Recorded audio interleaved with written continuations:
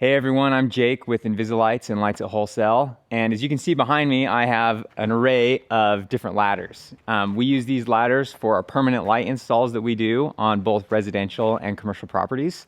And today I just want to explain a little bit about the sizes and tell you some of the different situations you're going to run into and why it's smart to carry a variety of different ladders when you do your installs. Okay, so let's go ahead and start with our smallest ladder over here. This is just a 6-foot fiberglass step ladder. There's no brand in particular that you need to get with your ladders. This ladder is incredibly useful for mounting control boxes. So a lot of times you're mounting control boxes inside of a customer's garage, and if they don't have a very tall ceiling, this is great to be able to just get a few feet up in the air and mount the control box up in the corner. A lot of times too, you'll be mounting control boxes on the side of someone's home, on the exterior, maybe around their back deck, and they have like some kind of overhang, and you're not able to get a larger ladder in those spaces. So this ladder is incredibly helpful. I love carrying it. It's super lightweight, and I use it whenever possible rather than having to bust out the big ones. And you're gonna see that's a really common trend, is I like to use the smallest possible ladder for the job where it's appropriate. So make sure when you're buying ladders that you're checking the weight rating.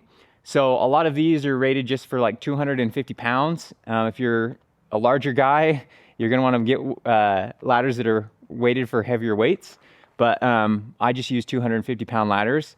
The other thing too, before we get into the extension ladders here, these ones are aluminum, but depending on where you live and what state and what certifications you're required to have and what laws there are, you might be required to buy fiberglass ladders. But for our installs that we do here in Utah, aluminum ladders are just fine. I like the aluminum ladders because they're lightweight and they're easier to carry around than fiberglass ladders are. Another thing to know about ladders when doing permanent light installs is that you're gonna be on them all day long.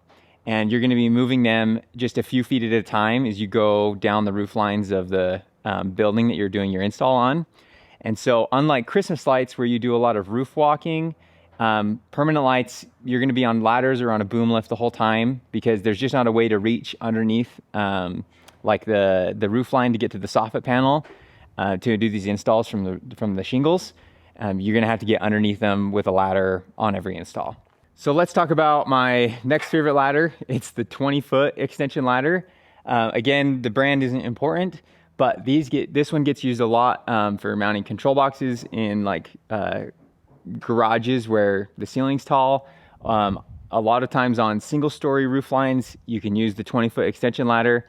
And again, it's just nice and lightweight. This is always the first ladder I try and use to reach, just because I don't mind moving it as much as the heavier ones when I have to, move it every few feet all day long.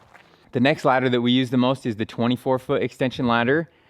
This one will get you through any single-story home, and it's also going to work on most situations with a 2-story roof. Now, obviously, that's going to depend on where you live in the country and how typically tall the homes are built.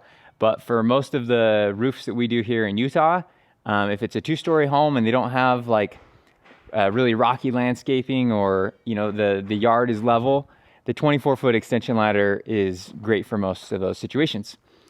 And then last but not least is our 32-foot extension ladder.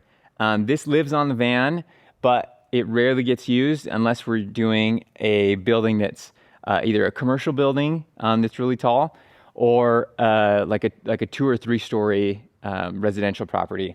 I do everything I can not to have to bust this one out because it is a pain to move around all day, and it's harder to control as you're walking around with it and everything. You're gonna wanna make sure that you're really careful using extension ladders if it's like a windy day. And there's different accessories you can purchase from different brands to make them more safe. So like ladder stabilizers, they're like little arms that go out the side of the ladder. And we also put kind of some bumper guards, some end caps on the tops of all of our extension ladders because we don't want to scratch or ding the customer's home, especially if the home's made of something like stucco. You can actually puncture that stucco or chip it if you're not careful when using an extension ladder.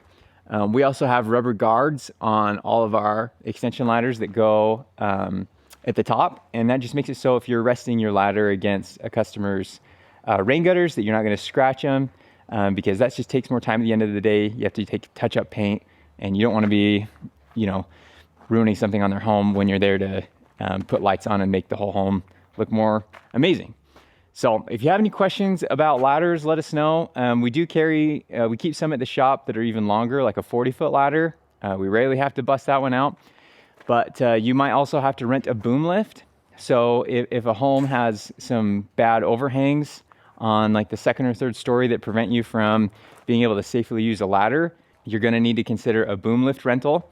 And when you go to do a bid in person at a customer's home or a commercial property, it's essential that you take a tape measure with you so that you can make sure that you're gonna bring the right ladders on install day. Or if you need to have a boom lift at the job, that you're gonna be able to take that into consideration when you give the customer a bid.